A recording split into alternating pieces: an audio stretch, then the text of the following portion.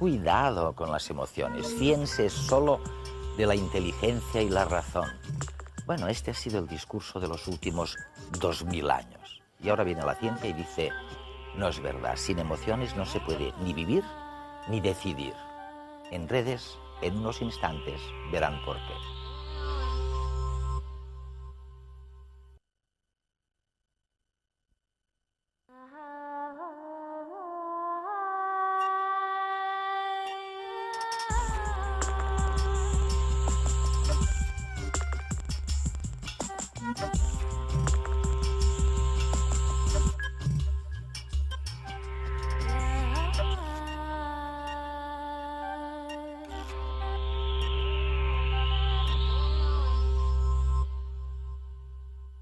Había que prohibirlas, ni hablar de ellas.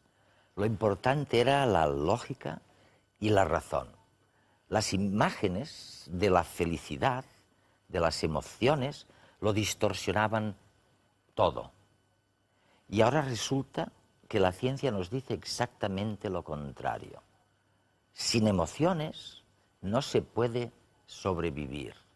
Las emociones están al comienzo y al final de cada proyecto. Es muy malo dejarse controlar por las emociones, pero es peor no tener emociones. ¿Es posible enfrentarse con tranquilidad a una bestia que está a punto de atacarnos? A menos que uno sea domador profesional, sentir miedo es inevitable y necesario. A lo largo de muchos siglos hemos creído que las emociones eran obstáculos. Filósofos clásicos e investigadores académicos popularizaron la idea de que las emociones son inútiles o que entorpecen nuestra vida y nos impiden ser racionales. Hoy sabemos que este punto de vista es erróneo. Somos seres emocionales, incluso mucho antes de que el Homo fuese sapiens. Las emociones existen hace millones de años simplemente porque han resultado útiles para la supervivencia. Vivir sin ellas es una sentencia de muerte y la ciencia lo comprende cada vez mejor. Experimentamos emociones cuando sentimos que algo importante nos está sucediendo o puede suceder. Gracias a la reacción emocional, nuestro cuerpo y nuestra mente se preparan automática e involuntariamente para responder a esta situación de la mejor manera posible. El miedo, por ejemplo, tonifica nuestros músculos para correr con más fuerza y enfoca nuestra mente solo hacia la fuente del peligro o hacia las posibles vías de escape, excluyendo todo lo demás.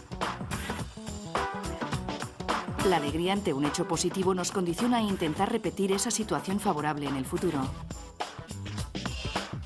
Y la repugnancia nos impide comer alimentos en putrefacción por más que estemos famélicos, evitando así una infección. Las emociones afectan nuestra manera de ver y pensar el mundo. ¿Pero lo hacen negativamente? Está demostrado que las emociones influyen en la atención, en la memoria y en el razonamiento lógico. Veamos cómo. Suele decirse que las emociones nos distraen. Sin embargo, su efecto es justo el contrario. Las emociones nos apartan de un pensamiento determinado solo para hacernos prestar atención a otro que emerge como más importante. Nuestro cerebro no está hecho para recordar el 100% de lo que se le presenta. En este caso, las emociones intervienen en la memoria como un criterio excelente para determinar qué datos recordar. Creemos que las emociones son perjudiciales a la hora de tomar decisiones. Sin embargo, algunas decisiones podrían tornarse en disquisiciones eternas. En estos casos, resulta más eficaz que intervengan las emociones para poder ser expeditivos.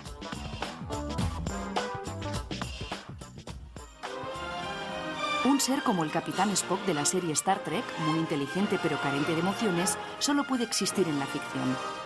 De hecho, la selección natural lo habría eliminado mucho antes de llegar a las naves espaciales. Hoy en día ya no convivimos con fieras salvajes, pero estamos habituados a coches que parecen conducidos por bestias. Necesitamos emociones no solo para sobrevivir al tránsito de la ciudad, sino también para tomar ciertas decisiones de manera eficaz, para comunicarnos y comprender a otras personas, y en definitiva, para asegurar la transmisión de nuestros genes.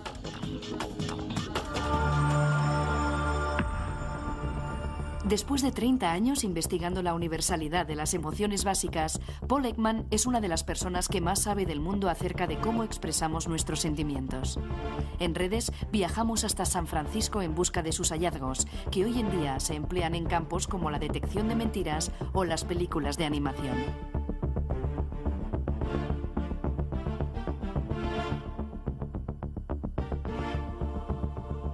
Paul, realmente eres un pionero. Hace 30 años a nadie le importaban las emociones y todavía menos las expresiones faciales de las emociones. Seguramente nadie se había ocupado desde Darwin y William James. Y tú llevas trabajando en esto 30 años. En realidad, 40 años. 40 años. El primer artículo que escribí fue en 1957. Dios mío, esto es mucho tiempo. Casi 50 años. Y realmente, lo que la gente siempre recordará es que en contra de lo que casi todo el mundo pensaba, tú sostenías que las expresiones faciales, la sorpresa, la ira, el asco... Eres bueno. Debería fotografiarte. Bueno, tú dices que son universales estas caras. Sí, empezamos pensando que no lo eran. Yo estudié a finales de los 40 y principios de los 50, cuando todo el mundo estaba muy influenciado por el punto de vista de Margaret Mead sobre el impacto cultural. Lo importante del comportamiento social era producto de la cultura, y era una visión de la naturaleza muy poco probable.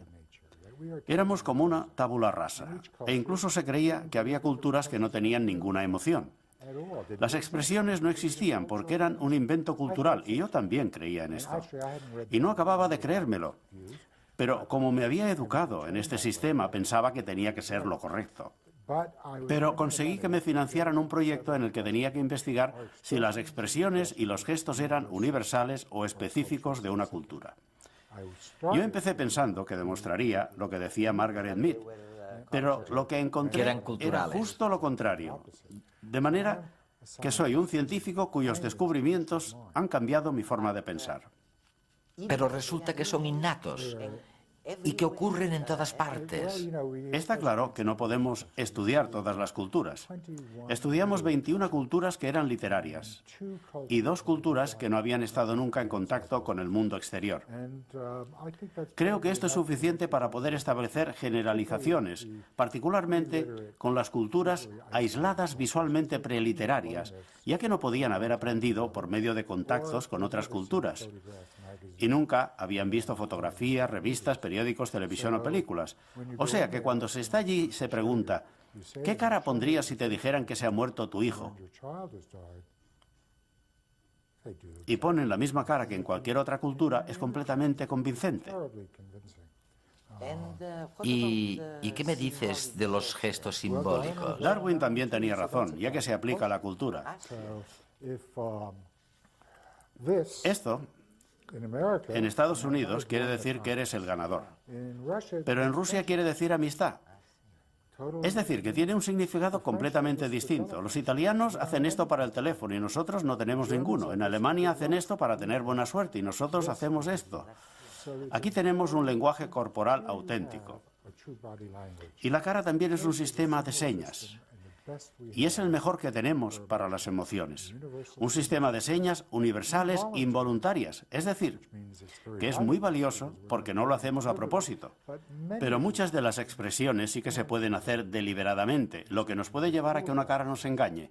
Todo el mundo puede hacer una sonrisa, pero hay unas diferencias muy sutiles que te puedo mostrar entre una verdadera sonrisa de disfrutar y una sonrisa social, que es la que tenemos que poner cuando en realidad no estamos disfrutando. Como la que ponen los políticos. Por ejemplo. Pero en algunas ocasiones somos unos artistas muy buenos, y ya sabes que los actores están en el límite entre la verdad y la mentira, porque un buen actor consigue llegar a identificarse con el papel que interpreta. Y mientras lo está interpretando, esto lo hemos investigado, su fisiología es la misma que si estuviera sucediendo. Esto sucede con los buenos actores, y es por esto que nos llegan a emocionar. Aristóteles dijo que nos emocionamos cuando vemos la tragedia, y llegamos a tener miedo porque lo que vemos no es una representación simbólica. sino que estamos viendo a unos actores que en realidad son capaces de generarlo. Lleva mucho tiempo de ensayos y de habilidad. Pero con mucha escuela se puede llegar a conseguir. Se puede ver y sentir. ¿Para qué sirven las emociones? Bueno, yo no las diseñé, de manera que el científico tiene que hacer las preguntas de qué sucede, cuándo y cómo. Y no hay mucha gente que haga la pregunta de por qué sucede, porque es muy difícil obtener una respuesta científica. Te puedo ofrecer mi teoría, pero solo es la mía. Y las pruebas funcionan con la teoría en este momento, pero no es más que una teoría, no es un hecho. La universalidad es un hecho. Pero, ¿por qué es el sistema de señales universal más importante que tenemos para informar a otros miembros de otras especies de lo que nos sucede? Me imagino que durante el curso de la evolución era útil para las personas, porque podía informar a los que me rodeaban de cuando estaba enfadado para que se alejaran, y también por mi cara de miedo cuando había algún peligro, un predador. Cuando me lo paso bien, quería decir que quiero más, y cuando lo estoy pasando mal, quiero que me ayuden. Incluso ahora que en el siglo XXI tenemos unas vidas más individuales y pensamos que quizá es mejor no saber cómo se siente todo el mundo. Durante toda la historia de la evolución ha sido justo lo contrario. Ha sido muy útil, ya que de otra manera no existiría. Pero es porque soy un darwinista y tengo que escribir la información que se espera de mí.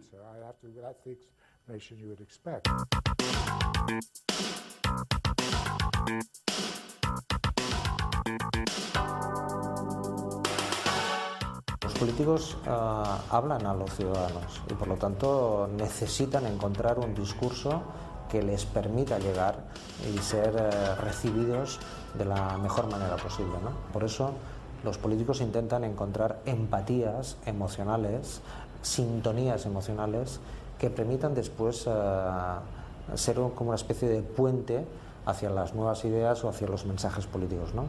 Sin este puente emocional es muy difícil hacer política hoy, ¿no? Y para ese puente emocional, el conjunto de recursos de imagen, gestos, movimientos, posturas, tono, timbre, son determinantes, ¿no? Porque las emociones se construyen así, ¿no? Con movimientos, con gestos, con tonos de voz.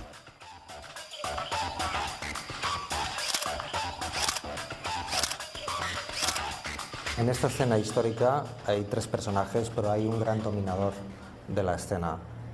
Es Arafat, que con su gesto siempre lleva la iniciativa, con su firmeza de posición y de postura, consigue girar toda la situación y todos los personajes hacia él, ¿no? En la escena hay un detalle interesante, y es que Rabin lleva los papeles de su discurso arrugados en su mano izquierda, que es un gesto de inseguridad y de timidez y también de desconfianza.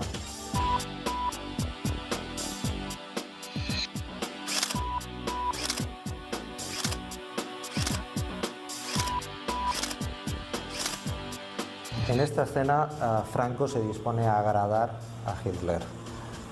Su actitud, su manera de dar las manos tan afectuosa, cruzando la una sobre la otra, es un gesto inhabitual para dos personas que no se conocen, pero en la que una quiere mostrar un grado de afecto y de familiaridad inexistentes. La actitud de Franco yo creo que sorprende a Hitler, que quizás esperaba un saludo marcial inicial, por eso lleva los guantes en la mano, y le obliga finalmente de manera improvisada a sacarse el guante de la mano derecha para poder de nuevo saludar a Franco con el contacto de las palmas de las manos, ¿no?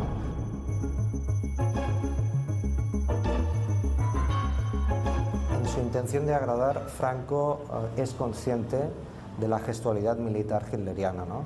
Tiene el brazo permanentemente a punto, está totalmente rígido, dispuesto a saludar marcialmente a las tropas alemanas como se merece la situación histórica, ¿no?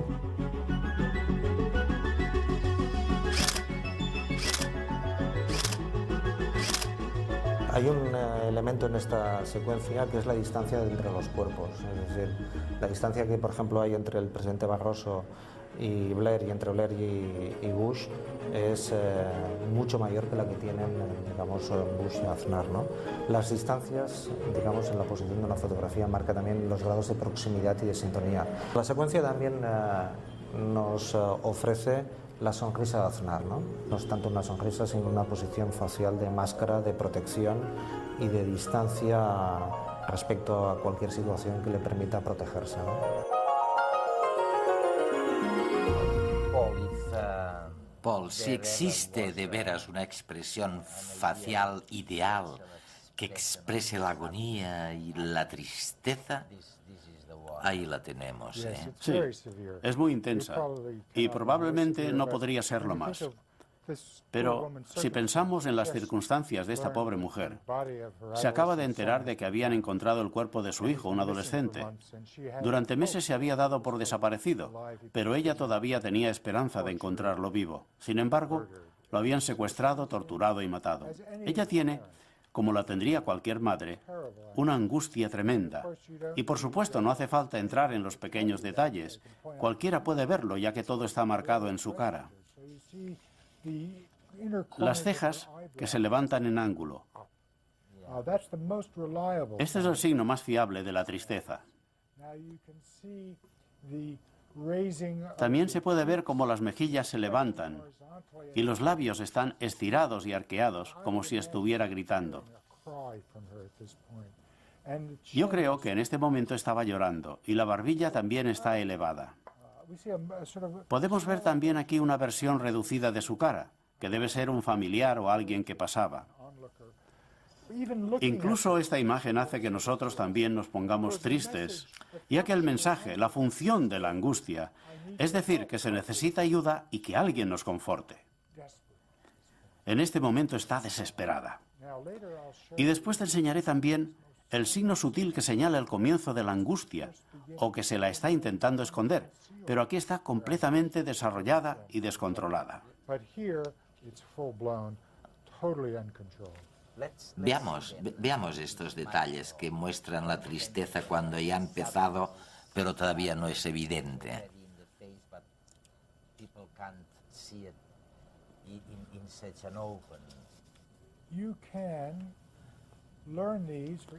Lo podemos ver para cada emoción.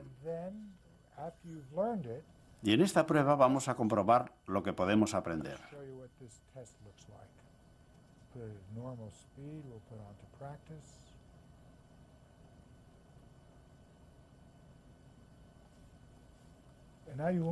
Ahora aparecerá una imagen, pero yo no sé cuál es.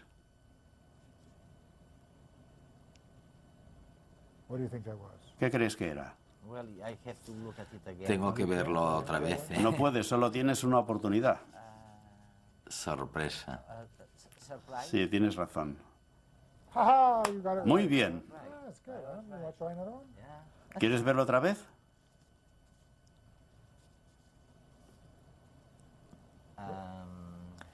Pues no sé. ¿Cómo lo llamarías eso? Asco. ¿Quieres verlo otra vez? Vamos a ver. ¿Sorpresa de nuevo? No. Ahora aparece la respuesta correcta, enfado, y la vuelve a mostrar. Cuando se hace esta prueba se puede ver cuando se ha acertado o no. Y después de haber hecho unos cuantos se pueden identificar en un momento. Esto es sorpresa. Aquí tenemos la sorpresa. Las cejas están elevadas, los ojos están elevados y muy abiertos, y está boquiabierta. Esta es una fotografía con mucho grano de un periódico. El fotógrafo no esperaba tomar la foto de una mujer cayéndose. Estaba haciendo acrobacias en lo alto de un edificio y él la estaba enfocando cuando ella perdió el equilibrio y se cayó. Obtuvo un premio de fotografía y, por cierto, ella sobrevivió a la caída.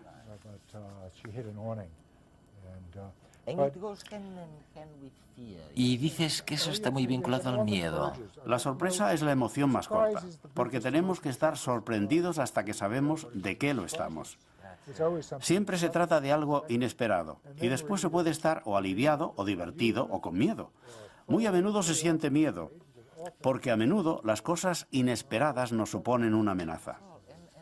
Paul, ¿y cómo es que algunas personas disfrutan con el miedo e incluso del terror? Cualquier emoción se puede disfrutar, y hay gente que disfruta incluso con las emociones negativas. Por ejemplo, a mí no me gusta llorar, pero hay gente que quiere leer novelas que les hagan llorar, o quieren ir a ver películas que les hagan llorar.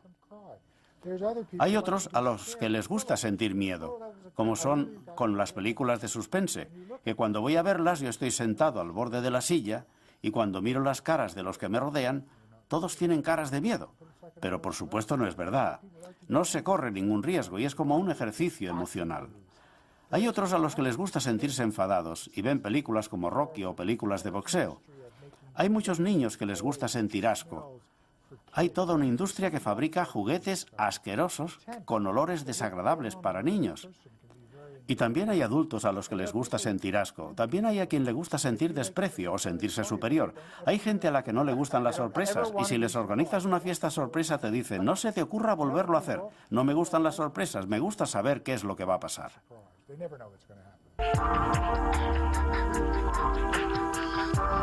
Las emociones nos dominan. El legado genético que hemos heredado determina nuestras reacciones ante situaciones concretas. Son las emociones innatas. Sin embargo, a lo largo de nuestra vida también aprendemos a emocionarnos ante determinados estímulos y estos quedan grabados en nuestro cerebro. Es la memoria emocional, un resorte que se activará en situaciones concretas. Con cada estímulo que desencadena una emoción se crean nuevas conexiones entre un grupo de células en nuestro cerebro. Es una especie de asamblea celular que retiene el aprendizaje emocional. El conjunto de todas estas asambleas celulares forma la base de datos que contiene todo lo que nos emociona. Y aunque es fácil añadir datos, borrarlos es muy complicado. Por eso es tan difícil controlar totalmente nuestras emociones.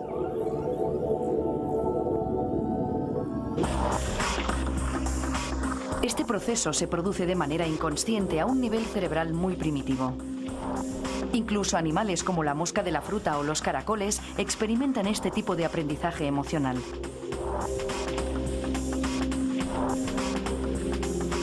Pero solo si el organismo posee un cerebro suficientemente evolucionado será consciente de la emoción que está sintiendo. En otras palabras, en animales con un nivel de conciencia alto, como los humanos, las emociones y sentimientos son consecuencias conscientes de procesos inconscientes. Una diferencia básica entre un cerebro evolucionado y otro más primitivo es la capacidad de distinción entre realidad y representación. Este solo se da en animales con cerebros suficientemente desarrollados como los humanos, y su funcionamiento es así. En primer lugar, nuestros ojos ven una fotografía que da miedo. La información pasa desde los ojos al tálamo, donde es procesada y redistribuida inmediatamente a la amígdala. Esta rápida conexión permite que el cerebro active los mecanismos que preparan el cuerpo para afrontar el posible peligro. Paralelamente, la corteza cerebral también recibe la misma información procedente del tálamo. Esta conexión se produce más lentamente y la corteza tiene más tiempo para analizar el mensaje detenidamente. Así puede determinar que no existe el peligro, ya que tan solo se trata de una fotografía. De nuevo, esta información, una vez analizada, se transmite a la amígdala. Como la corteza ha determinado que es una falsa alarma, la respuesta de miedo se detendrá. Pero como en todo lo demás, nuestros genes también condicionan este proceso. Se ha demostrado que en personas con una variante genética defectuosa, el mecanismo de distinción entre representación y realidad no funciona correctamente. Esto supone que se genere un estado de ansiedad a partir de una amenaza irreal. Eran básicamente fotografías de caras que daban miedo, pero que por supuesto no suponían ningún peligro. Lo que sucede es que la amígdala se activa al ver las fotografías y se pone en contacto con el cíngulo, que es una zona más moderna del cerebro que la amígdala.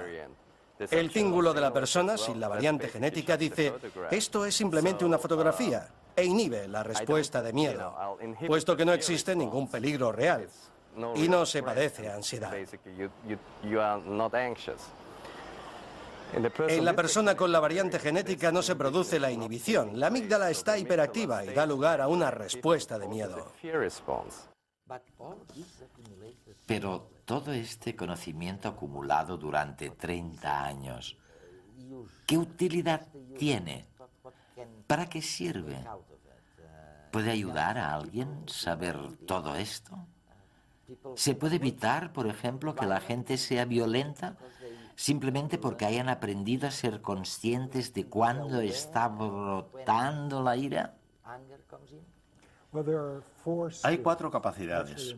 Y en este último libro, no sé si escribiré otro, pero en el más reciente, Emotions Revealed, he puesto todo lo que he aprendido sobre las emociones durante estos 40 años y que puede ser útil durante la vida. Si había cosas que eran interesantes, pero solo para mí, y no tenían ninguna aplicación práctica, las he dejado fuera del libro. La capacidad número 1 es la más difícil de aprender, y es el ser capaz de elegir el ser o no ser emotivo. Incluso el Dalai Lama, con quien he hablado, dice que no se puede elegir de dónde nace el impulso de la emoción.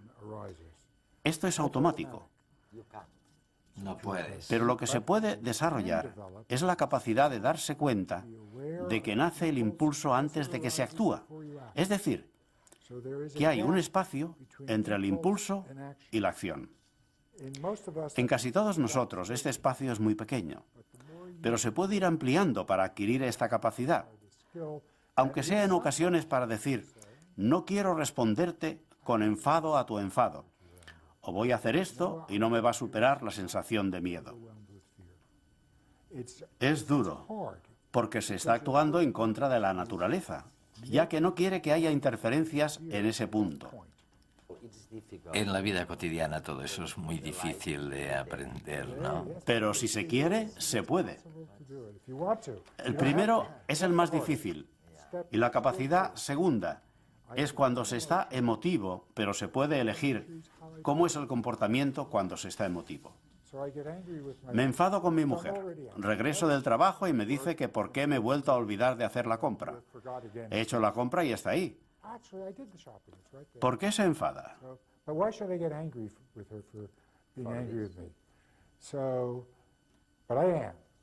¿Cómo voy a comportarme para expresar mi enfado de forma que maximice la utilidad del enfado para ella y para mí?